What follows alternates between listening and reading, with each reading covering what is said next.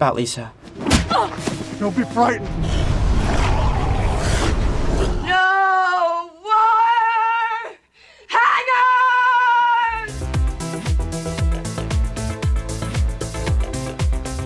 What's up, Vault Dwellers? Dan here, and welcome back to the ultimate guide of B-movies. Last time, we waded through the magnificent misfires at the bottom of the pile. And if you missed episode 1, it's linked in the description, but you don't need it to enjoy this video, because each episode of this countdown, it stands on its own. Here's the thing about this batch we're tackling today. These films, they're not just B-movies. These are the videos that became cultural events. People bring wire hangers to midnight screenings. People show up in bear suits with these things. We're talking about the movies that proved being terrible. It could be a feature, not a bug. All right, let's check them out.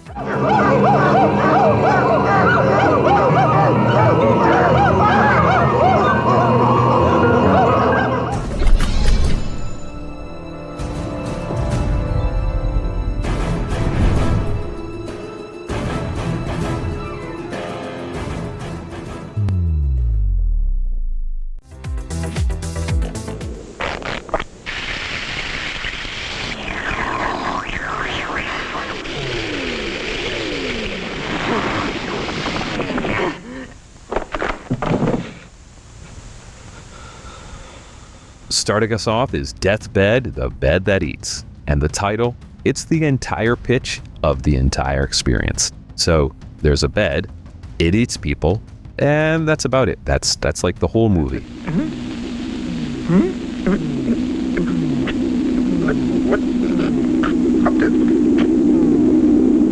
George Barry, he made this thing in Detroit on 30 grand based on a literal nightmare he had.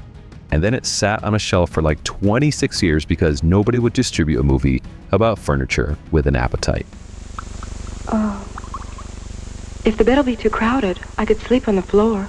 Nonsense, there's plenty of room. I'm not going to have you sleep on the floor, Susan. What's crazy is that Barry didn't even know his own movie existed in the wild.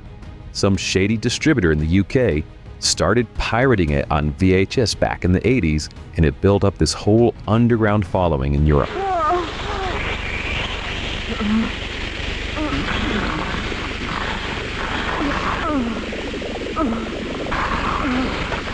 Barry only found out in 2001 when he stumbled across people online talking about his movie.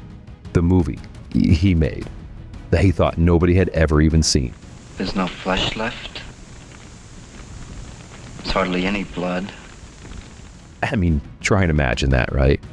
The bed itself, it doesn't really do anything. It just kind of secretes a yellow foam. It absorbs people while the ghost trapped in a painting narrates everything in this bored monotone. Gently he blew through her hair, her mind, and her dreams. For her seduction, he decided to create a bed unique for the occasion. And you know what? I've been recommending this to people for like 20 years.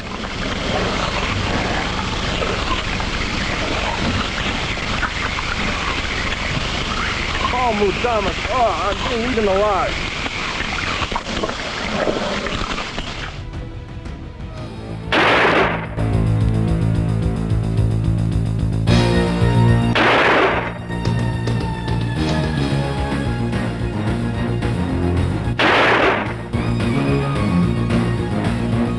All right, let's talk about Samurai Cop, and you better buckle up, because this gem that was made in 1991, it's essentially a religious experience. Who's going to answer to Captain Roma on this? You. Shit, man. You burned my ass. You don't have to worry about that. It's already, Yeah, I know. It's already black, huh? The lead actor, Matt Hannon, he has hair that changes from his real long mullet to an obvious woman's wig from scene to scene because he cut his hair after he thought filming was done, and then he got called back for reshoots. You got it. I'll see you back at your place. They couldn't afford a matching wig, so they bought a lady's wig, and they used it for this film. And there's scenes where the wig falls to the side, and they keep it in the takes.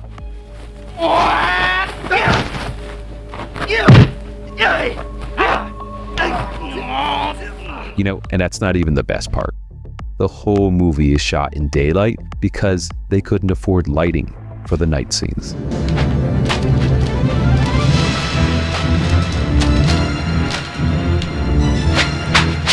And the actors, they're actually just wearing their own clothing, and they drive their own cars in the scenes. Most scenes are single takes because there was just no budget to do another one. Hey, look! Police! Don't move, you're under arrest. Stop! Charlie, get your gun! Quick, go! Hurry! And the entire thing is dubbed by the director himself, modulating his voice to play different characters. Poorly. So they call him Samurai, huh? Yes. His real name is Joe Marshall.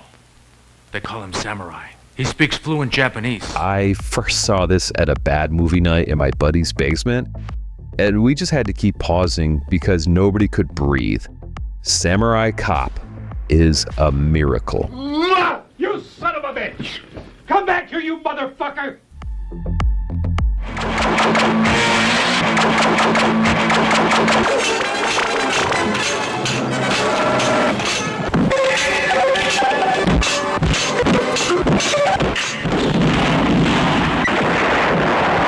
We're going to talk about Turkish Star Wars, but the actual title is The Man Who Saved the World.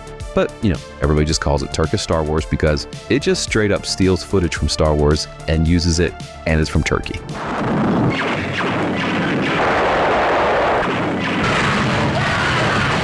Not inspired, not borrowed, I mean stolen. The director bribed a guard at a Turkish film distributor and copied a Star Wars print overnight. Then he spliced the space battle scenes directly into his movie.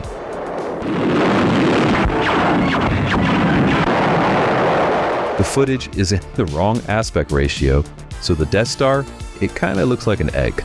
And you know what? That's just the beginning. The hero, he punches monsters made of stuffed animals. He trains for combat by tying boulders to his legs and jumping.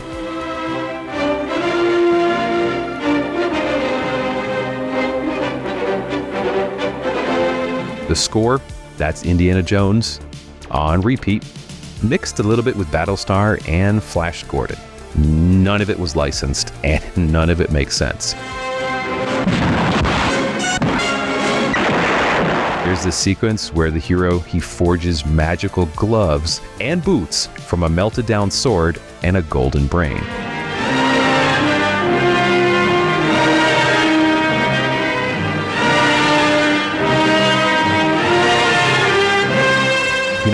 I'm not even embellishing here. I watched this on VHS bootleg, I think in college, and I could not understand a single line of dialogue. And it still ended up being one of the most fun viewing experiences of that whole year. Turkish Star Wars is what happens when ambition has zero shame.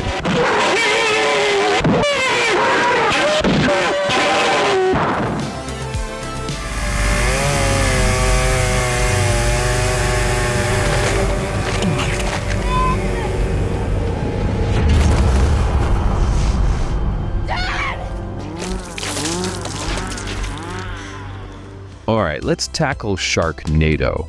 The film that broke the dam. So Sci-Fi, they have been cranking out cheap creature features like forever.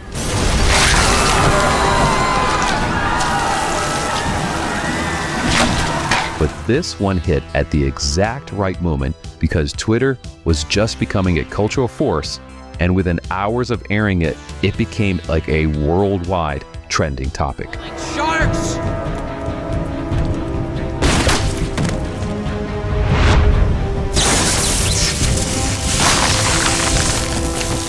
People who would never normally watch a B movie, they were like live tweeting tornadoes full of sharks eating Tara Reid. The internet collectively lost its mind, and for the first time, ironic bad movie watching became mainstream entertainment.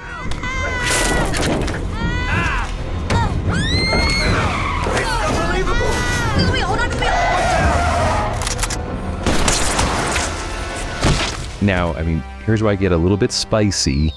Sharknado is on the list because it matters culturally, but not because it's really good. Honestly, this is the part where the soul gets thin. You okay? My mom always told me Hollywood would kill me. The movies higher up on this episode were made by sincere weirdos who just poured their hearts into projects that just happened to come out wrong.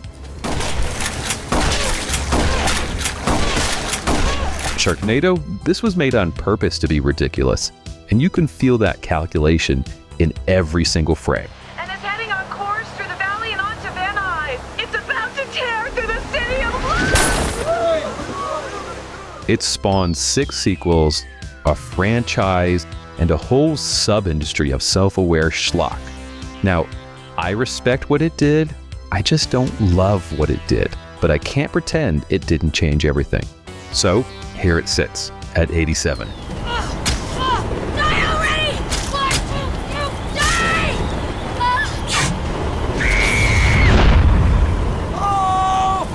Oh my God! You bitches! This is murder! Murder! You'll all be guilty! And you're doing it for nothing! Killing me won't bring back your goddamn honey! Well, now we're going to talk about Nicolas Cage in a bear suit punching women in the face. And that sentence is the entire movie and the entire reason it's on this list today. What is it? What's wrong, sister? Don't be frightened. Go. My name is Edward. I'm gonna save you. The 2006 Wicker Man remake takes one of the most chilling folk horror films ever made. Oh God. Oh my God. Oh my God. You know, the 1973 original with Christopher Lee, and turns it into something so tonally insane that Cage himself has spent like the last 20 years claiming he totally meant to do that. Tell me! Yes, I think it... Yeah. How'd it get burned? How'd it get burned? How'd it get burned? How'd it get burned? I don't know! Yeah, sure, Nick. Sure you did. Here's what you need to know about this film. He punches multiple women. He kicks a woman. And he screams, "Not the bees," while bees are poured onto his face. Oh, no, not the bees! Not the bees! Ah! Oh, my eyes! My eyes! And did you know that scene? It isn't even in the theatrical cut. It's a deleted scene that escaped onto the internet and became one of the most famous memes in the movie.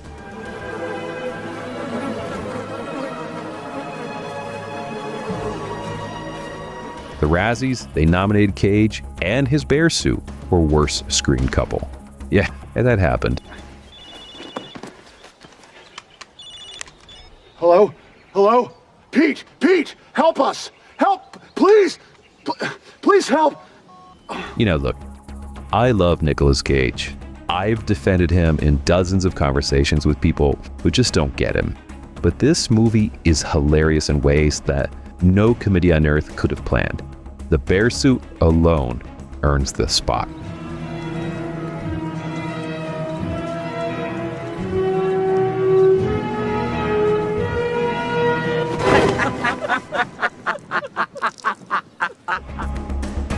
They're just gonna take us to the mines!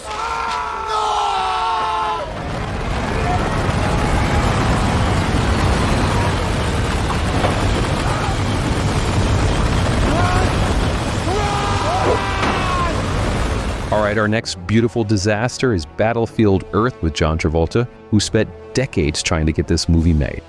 This was his passion project. Do you want lunch? It's an adaptation of L. Ron Hubbard's Scientology novel about humanity being enslaved by aliens. I hate these puny, undersized planets. The gravity is so different. Well, one does get used to it. The human animals, grossly undersized. Travolta, he plays Terrell, and he's a 9-foot-tall alien with dreadlocks, platform boots, and a laugh that sounds like a hyena being electrocuted.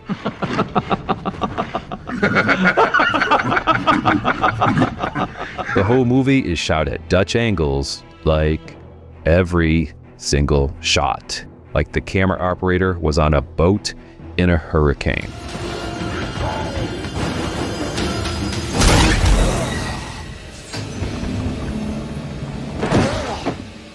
And this thing costs like $70 million. Yeah, $70 million, right?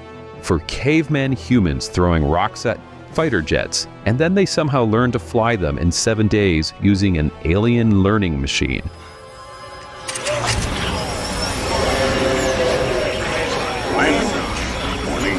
Now the dialogue, it's impossible. The pacing is so broken. The villain plot involves like smuggling gold by having humans dig it up. There's no time. As soon as they detect the gold, the planet ship will know exactly what we're doing. While everyone speaks in this overheated theatrical style that just has like no business existing in a sci-fi movie. I was being trained to conquer galaxies. And to do anything less is a disgrace to my entire family line. Battlefield Earth is what happens when nobody on set has the power to tell the star, this is such a bad idea. Let's give this demon what it deserves. I say, and I destroy it! It's the platonic ideal of an unchecked vanity project, and watching it is like attending an autopsy of someone's dream.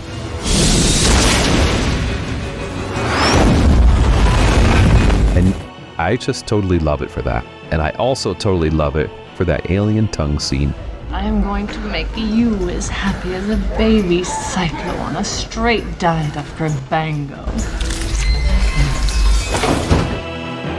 This floor's already clean. No, the floor is not clean. Look at it. This floor is not clean. None of it is not clean.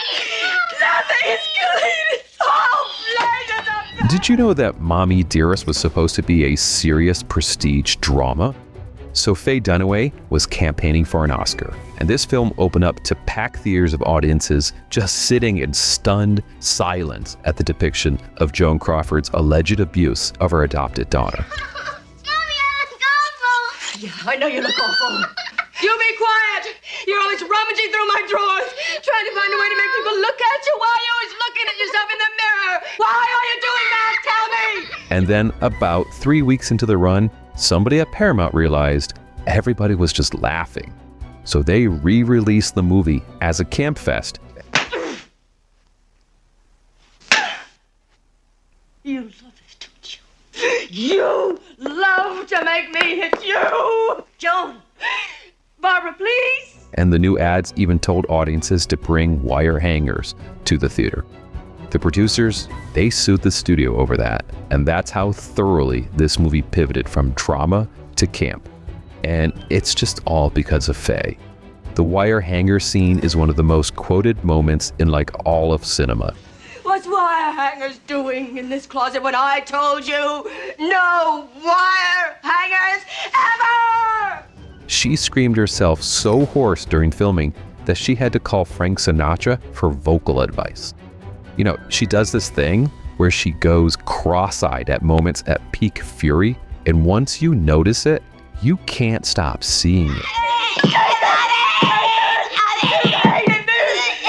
never loved me. Never. You've always taken and taken. Christina Crawford apparently watched this movie and just wailed, they turned this into a Joan Crawford movie. And she's not wrong, right? Faye Dunaway delivered one of the most committed performances in film history, and the world decided it was just hilarious. And I respect every cross-eyed second of it. When you polish the floor, you have to move the tree. If you can't do something right, don't do it at all. I'm sorry, Miss Crawford. Helga, I'm not mad at you. I'm mad at the dirt. Yes, ma'am. Come on. They're eating her. And then they're going to eat me. Oh my God! I'm not sure if you know this, but Troll 2 has nothing to do with Troll 1, or Troll. There actually are no trolls in Troll 2. The monsters, they're goblins.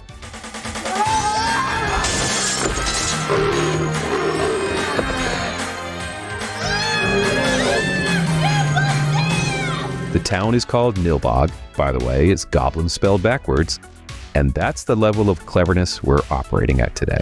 Are you nuts? You trying to turn me into a homo? Wouldn't it be too hard? If my father discovers you here, he'd cut off your little nuts and eat them. An Italian director named Claudio Fragasso wrote this in broken English and refused to let his American actors fix the dialogue, and directed the whole thing while just barely even speaking to them. And you can't piss on hospitality. I won't allow it!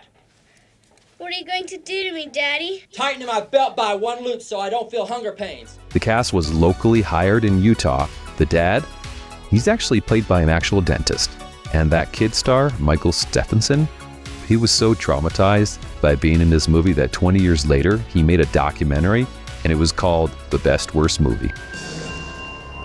Dad has stopped the car. Josh was ready to be eaten. That documentary is essential viewing. The cast, they go on tour, they attend sold-out screenings, they sign autographs for fans that they didn't even know existed. Coffee. There's no coffee here in Nilbog. It's the devil's drink. Eggs. And for Grasso, he shows up insisting Troll 2 is a meaningful film about real social issues. I mean, he still doesn't get it.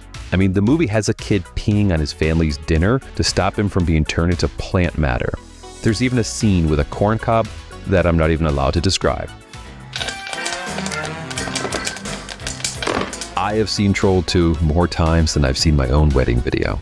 Get out of here, or you're going to be in a lot of trouble. And remember,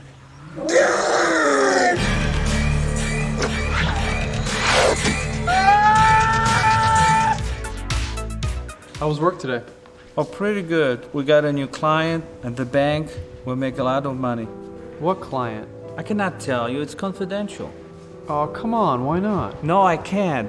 Anyway, how is your sex life? Okay, let's tackle The Room. You know, this is a big one. The undisputed champion of modern bad cinema. It's not true. It's bullshit. I did not hit her. I did not. Oh, hi, Mark. Tommy, he spent $6 million of his own money from sources he just refuses to disclose to make a serious romantic drama about a banker named Johnny, whose fiancée Lisa cheats on him with his best friend Mark. I want to give her a second chance. After all, she's my future wife. You know what they say, love is blind. And that's actually the whole plot. Well, I mean, except it isn't, because the movie also contains a subplot about cancer that gets dropped after like one scene. And there's a teenager who's somehow involved with drugs. There's a flower shop scene that becomes a meme. Yeah, can I have a dozen red roses, please? Oh, hi, Johnny. I didn't know it was you. Here you go. That's me. How much is it? It'll be $18. Here you go. Keep the change. Hi, doggy. You're my favorite customer. Thanks a lot. Bye. And a rooftop tossing the football routine that just defies physics. Tommy, he directed, he produced, he wrote, and of course he starred in this thing, and he has never explained where his accent is from. You betrayed me. You're not good. You're just a chicken. Chip, chip, chip, chip, chip, chip. He's actually never even explained his age. He has never explained where the money came from. James Franco made an entire Oscar-nominated movie called The Disaster Artist about the making of this movie. You can love someone deep inside your heart, and there is nothing wrong with it. If a lot of people love each other, the world would be a better place to live. And Tommy, he showed up at the Golden Globes like he belonged there. Because at this point, he actually does. The Room screens around the world like every weekend. It's not over. Everybody betrayed me. I fed up with this world. People, they dress up for this thing. They throw plastic spoons at the screen. They yell, "You're tearing me apart, Lisa," in unison. You are tearing me apart, Lisa! Why are you so hysterical? It's a cult gathering disguised as a bad movie. There will never be another one like it. Maybe. You can come out now, Johnny. She's gone. In a few minutes, bitch. Who are you calling a bitch? You and your stupid mother. One thing's sure. Inspector Clay's dead. Murdered. And somebody's responsible. You're in charge now, Lieutenant. Yeah, guess I am. All right, we're going to talk about like one of my favorite all-time movies, Plan 9 from Outer Space, because it's the granddaddy of all of them. And remember, my friend, future events such as these will affect you in the future. Ed Wood, he made this in 1959, and he used hubcaps for flying saucers. People turning south from the freeway were startled when they saw 3 flying saucers. He had a chiropractor with a cape over his face who was standing in for the deceased Bela Lugosi. And the dialogue, it sounds like it came from aliens and zombies playing the telephone game together. Why is it so important that you want to contact the governments of our Earth? Because of death. Because all you of Earth are idiots. Now, you just hold on, Buster. Critics declared this the worst film ever made, and Wood became famous because of it.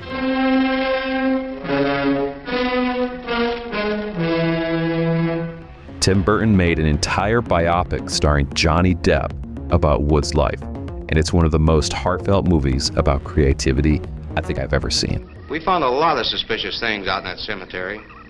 But then again, didn't find anything to base a fact or suspicion on. Here's why Plan 9 sits at 81. This movie is like ground zero.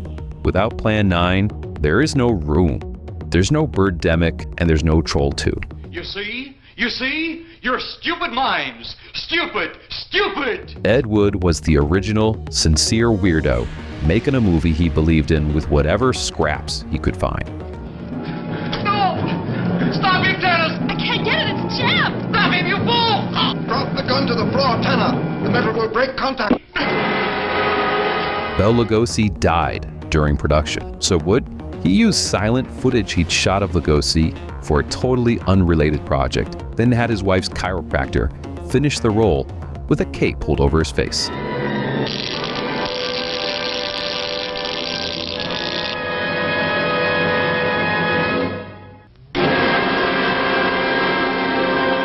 The cardboard tombstones, some of them tip over on camera.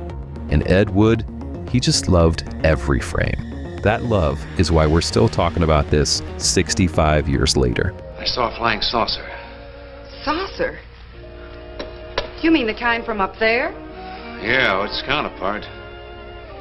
It was shaped like a huge cigar. Dan and Edith saw it too. You know, these are the movies that proved bad, it doesn't mean forgettable. Bad can mean beloved. Bad can mean immortal. And in episode 3, we leave the disasters behind and start digging into the deep cuts. You know, the hidden gems. The cult favorites that reward the curious viewer who's willing to dig past the obvious classics. If you missed episode 1, or you want to send a friend down this rabbit hole, all the links are in the description, or they're about to pop up in just a second. Until then, keep it weird, folks. Hey, preacher. Yeah? You and I got nothing to do. Let's fuck. Shut up. Do you want me to order a pizza? Whatever, I don't care. I already ordered a pizza. You think about everything.